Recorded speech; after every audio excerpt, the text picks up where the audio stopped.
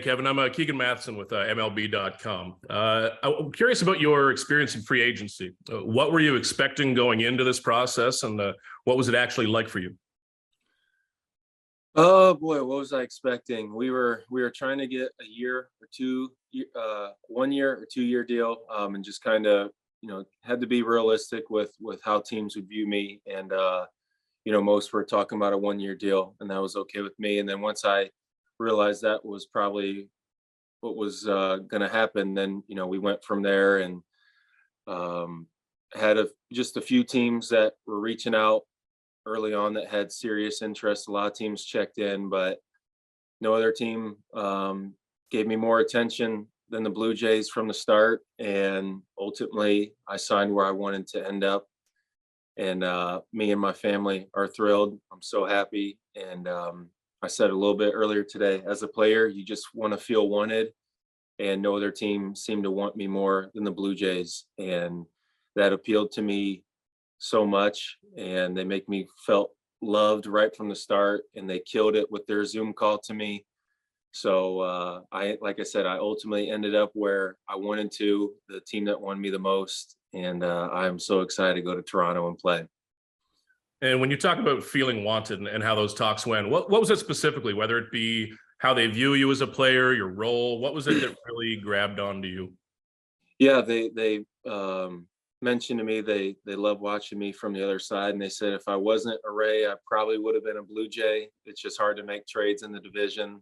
So they mentioned that to me, and as you know, you always wonder who likes you, what other teams like you, and I was locked up for so long, and finally in free agency, I got a better sense of what teams like me, and yeah, and when it came to role, they said they want me to play pretty much every day. They want me manning center field out there, getting my rest when I need to, but there were no platoon talks or anything like that. It seems like it's my job to lose, I guess you could say, and I'm going to do everything in my power to go out there and play Gold Glove caliber defense and do what I can offensively to just be a nice complement to an already great offensive team. I got a lot left more in the tank, and that's what I'm working on right now. But opportunity wise, no other team was talking anywhere near the Blue Jays. And I want to be an everyday player. That's what I've been working for ever since my rehab has started early August. And I'm going to go out there and try to make Ross Atkins look like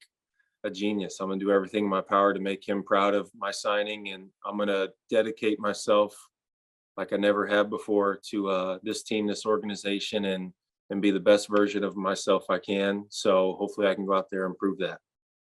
I appreciate it, Kevin. Thank you. Thank you. You're up, Arden. Hey, Kevin. Arden Zwelling with Sportsnet. You obviously had the hip procedure this summer. I'm just curious if you can update us on where you're at in terms of your recovery from that.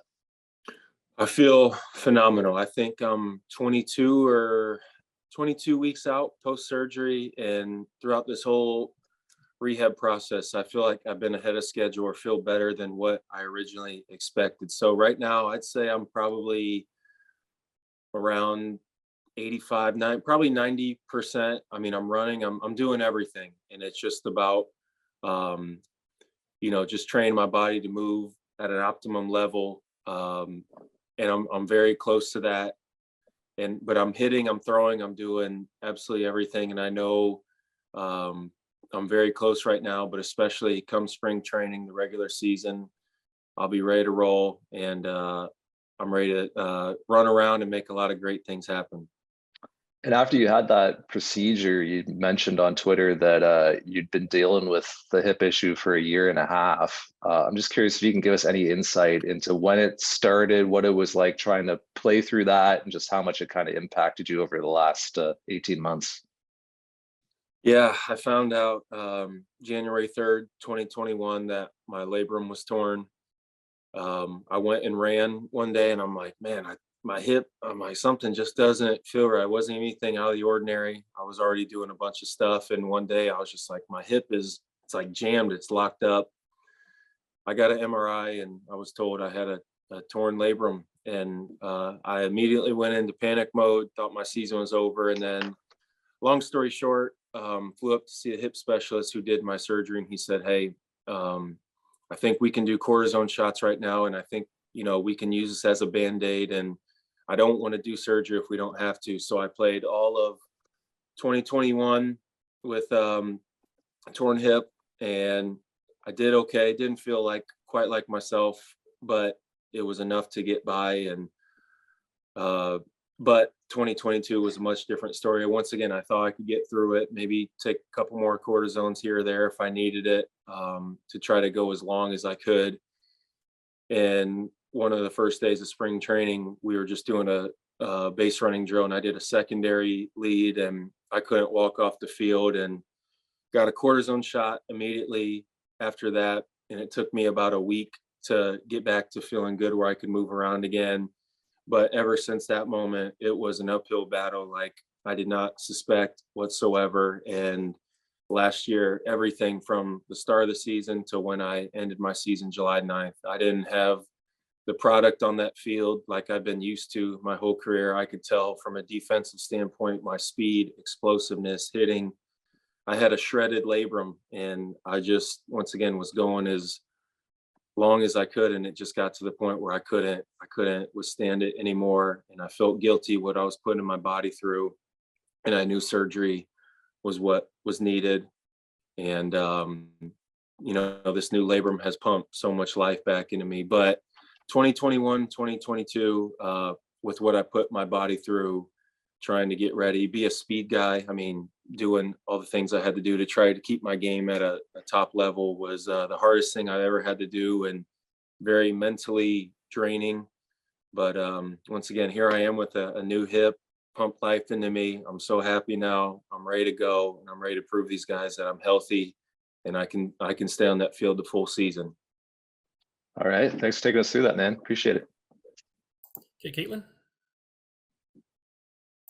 Hi, Kevin. Caitlin McGrath here with The Athletic. Nice to meet you. I'm wondering, obviously, you're really familiar with the American League East, and you've seen these Blue Jays up front a lot. What makes them such an exciting group for you to join?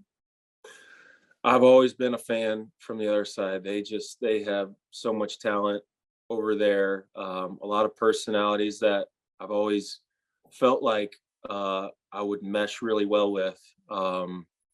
But just watch it, George Springer, Bo Bichette, Vlad, the pitching staff that they've added, so many things to get excited about, that when they reached out early and showed the interest they had, it got me excited very soon, or very early into it. And I'm sitting here, picturing myself playing center field at Rogers Center, a place where I love to play. I love to hit there. I love run around there as well.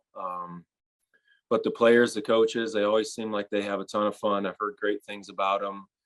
And, that was all thoughts flowing in my head throughout this whole process while they were talking to me. And it just got to the point where I'm like, man, let's get something done. I'm ready to commit here. I'm ready to sign. I want to be a part of this.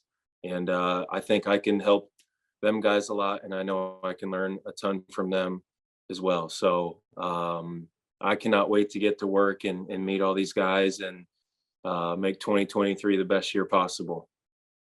I'm curious too. I think you're a Tampa-based guy. I wondered how the Blue Jays being based in Dunedin and having that facility, that pretty brand new facility, may have contributed to your decision as well.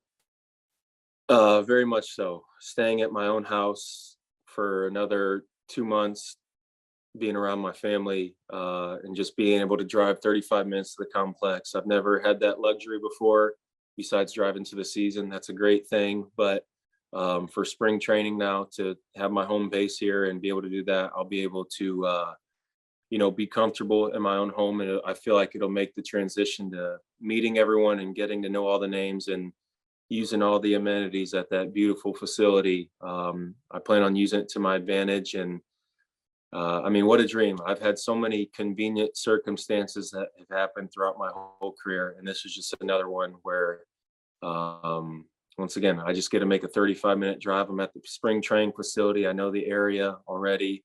And for me, that's comforting for me. And to be around my family a little bit longer without having to leave for spring is an awesome thing. So that definitely spoke to me. And I'm thrilled about that.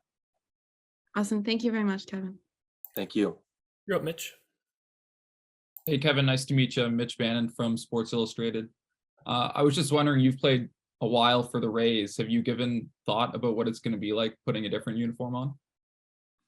Yeah, it hasn't. I mean, I've put a lot of thought into that here and there. I don't think it's still fully settled in yet, but this is a new journey. This is a new adventure for me, and I'm just so excited to show a different group of guys what I have to offer. That's what I'm probably most excited about.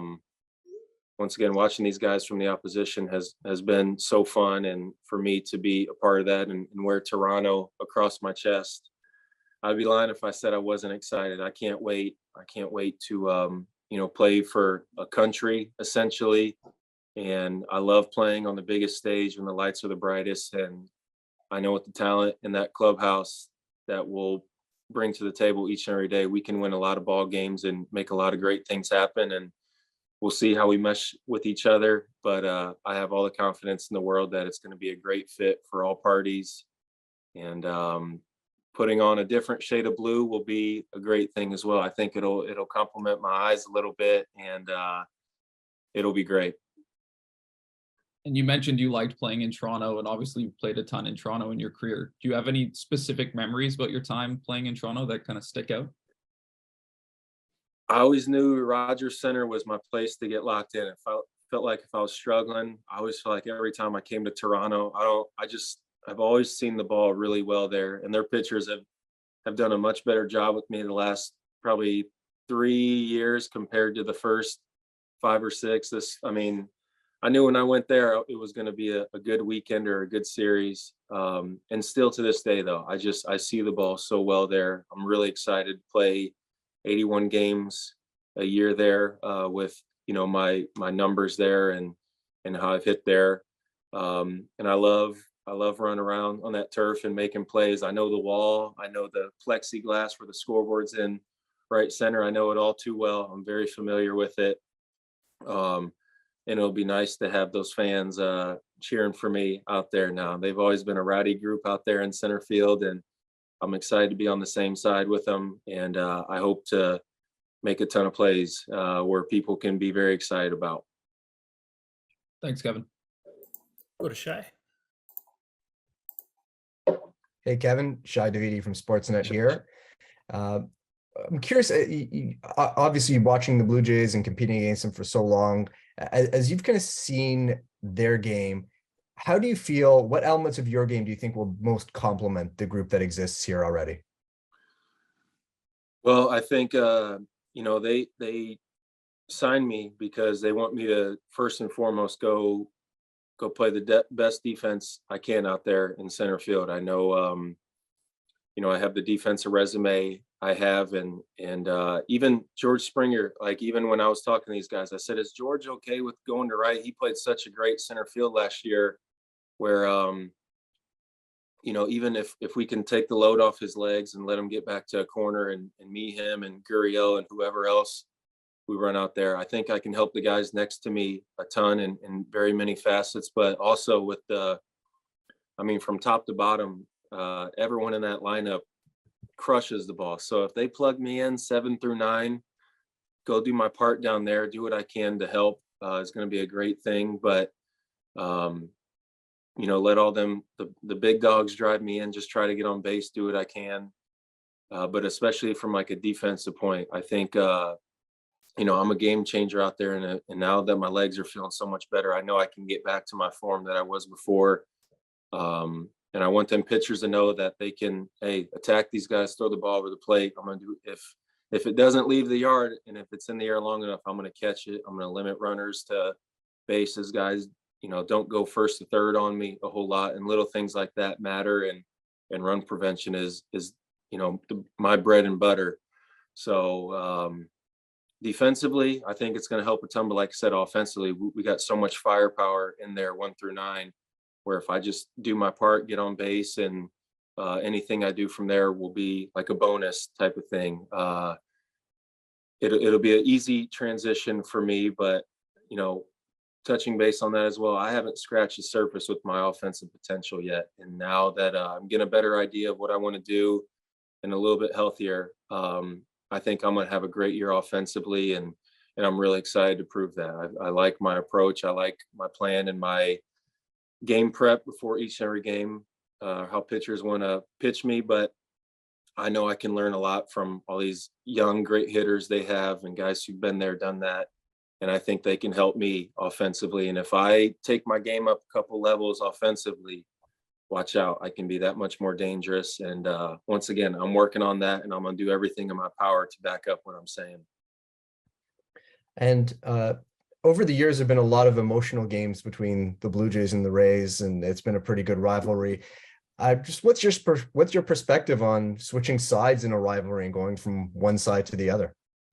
Yeah, it'll be different, but at the same time, I know what I signed up for. I'm here to join the Toronto Blue Jays, and I'm here to dedicate myself to them, and I'm going to do everything in my power to whoop up on the Rays, for how, as weird as that is right now. But that was something that appealed to me too. I was excited to stay in the division and be able to play those guys, and play at the Trop and play against them at the Rogers Center. It's been such a fun battle over the years, and I continue. I imagine that will continue, but now I'll just be on flip-flop dugouts, and it'll be interesting. I might have a better answer when that time gets closer, but right now I'm focused on being a Blue Jay and proving to these guys that I will play as hard as I can each and every day, and I will do anything and everything to continue to be the best teammate I can always be, and just be just do my part, know my role, and just try to mesh very well and vibe with these guys. But it'll be fun playing those guys on the other side now, and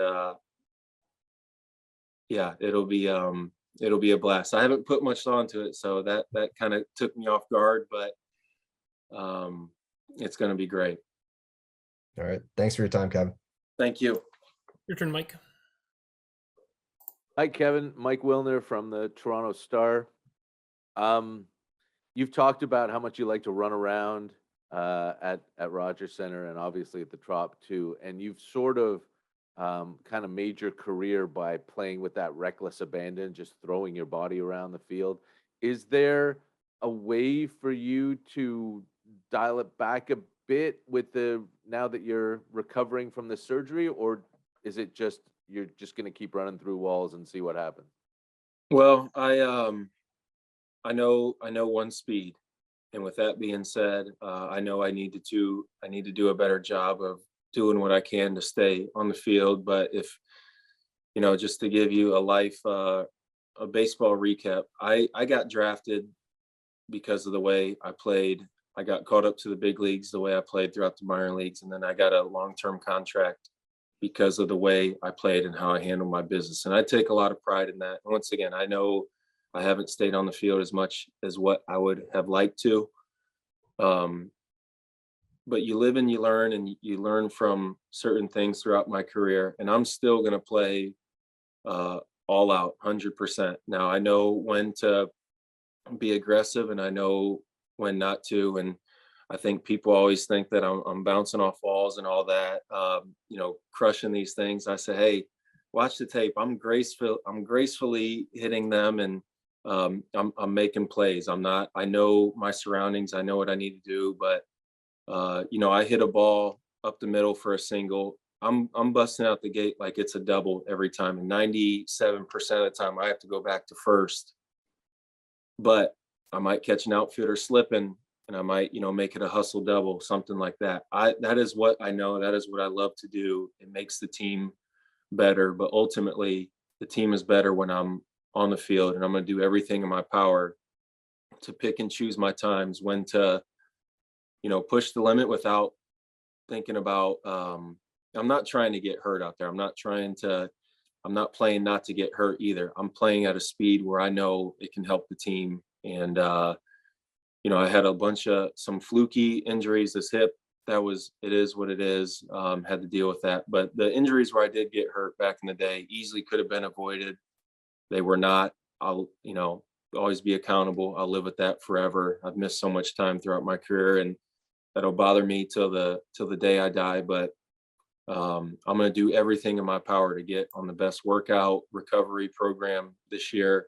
The Blue Jays trainers have already been great with me and say, hey, we're going to do everything we can to keep you on the field, whatever it takes. And I'm on the same page as them. So if we can sustain good health like I plan on doing now that I'm repaired and fully ready to go, I hope we can get through 162. I know I can. I've been prepping my body for it. I'm going to keep going at it. And if I can do that and stay on the field, we'll be in great shape. So that's the plan. Now, the Blue Jays, and you've played against him, have had a center fielder that played a similar way in Kiermaier. You talked about being drafted because of the way you play. Does it have something to do with being someone picked after the 30th round? Are you still like trying to show everybody? Oh yeah, I was the 941st pick of the 2010 draft, and I'll never forget that. I've always played with a chip on my shoulder, and life is about taking advantage of opportunities, and I did that to become an everyday big leaguer with the Rays for so many years. And this is a new opportunity with the Blue Jays, and I'm going to give them my all. And I think my story is so cool. I've never been a household name, a high draft pick or anything like that, but I think when these fans and people watch day in and day out, whether I'm lighting up the box score or not, I do a lot of things that aren't in box scores that can help teams win. And I take a lot of pride in that. And trust me, I would love to go 3 for 4 with a double and a homer every day. And there's going to be days where I'm really good in that area, but just love me through the good and bad. And I promise no one will care as much as me. That is something I'm so motivated, and I love taking that field each and every day and chasing that dream. Sorry, someone's calling me. Chasing that dream with all these guys is what's going to be about, and they got me motivated. I want to try to keep up with them. They're a youthful team with so much energy. They're going to make me so much better in that area, and I just can't wait to show them what I have to offer. Thanks, Kevin. All right, we'll go to Mark. Hey, KK, Mark Chopkin, Tampa Bay Times. Hello, Mark. Okay. Yes, hey. I can hear you. Just along the lines of this, has this hit you yet? When you went over to Dunedin for your physical, was that kind of the first weird thing? And just to realize you were someone else's property now? Yep.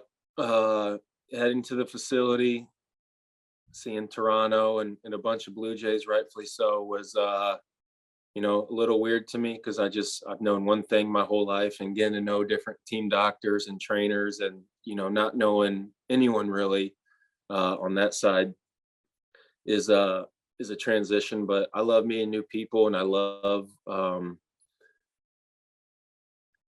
just doing different things, going down different avenues in life, and figuring out playing everything by ear, really. I love doing that, and that's kind of how I've lived my life in so many ways. But it's starting to sink. Like, I'm a Blue Jay. I'm a Blue Jay. I'm proud to say that. I'm beyond thrilled. I've accepted that, and this will all be uncharted waters for me throughout this whole season. But I know I'll get acclimated very soon, and players have already texted me and reached out, make me feel at home, and got me even more excited. So I feel loved already, appreciated, and that means the most. They're bringing the best out of me even before I get to really be around everyone every day.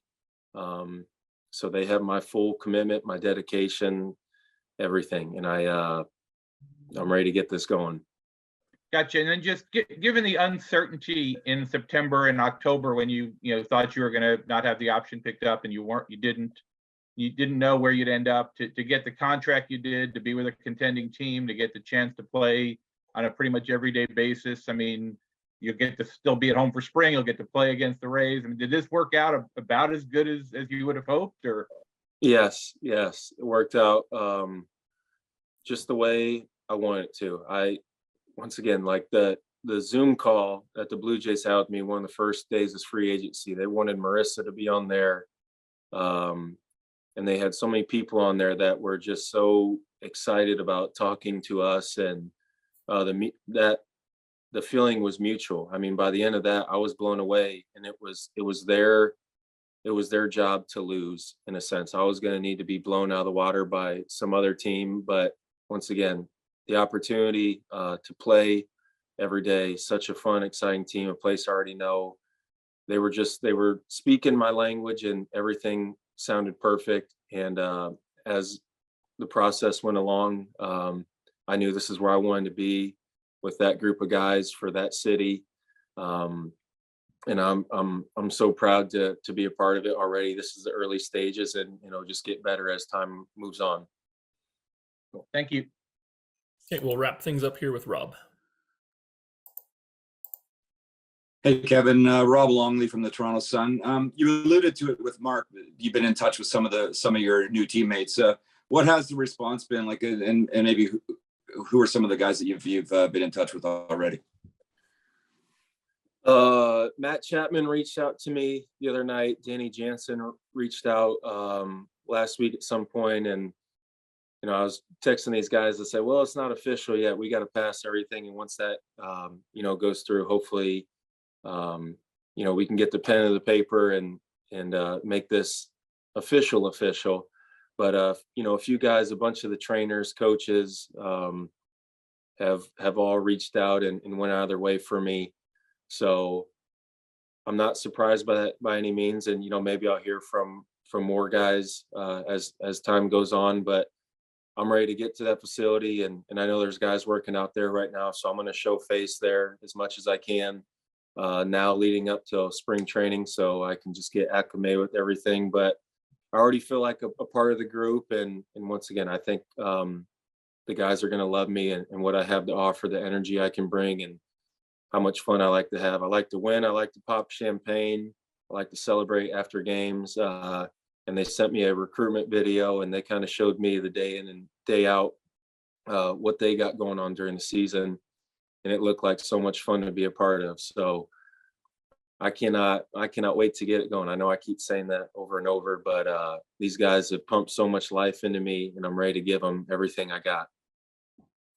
The rebuilt hip is going to help you in a lot of ways, obviously, but how do you think it might help you at the plate? A ton. I was, hitting with no lower half, pretty much all upper body the last 2 years. And everything, like the power went down. I had, during batting practice was hard. I couldn't even hit home runs during batting practice. Just, I realized how much you need your legs to do your hips, especially. Hips are so important with hitting and just creating power and torque and so many different things. And now, even as I'm in the batting cages, I can tell a huge difference in swinging without pain and without stability. And there was the hardest thing I ever had to do. And I created so many bad habits, I feel like, with trying to maneuver around my hips. And now, where I can try to sink into my hip again for the first time in years and really make an emphasis of it will help so much. So I can talk about it all I want, but I'm putting in great work right now, getting a better idea of what I want to do moving forward. And I got a great thing going right now. And once again, the offensive side of my game has been the thing that has been the most inconsistent throughout my career. So if I can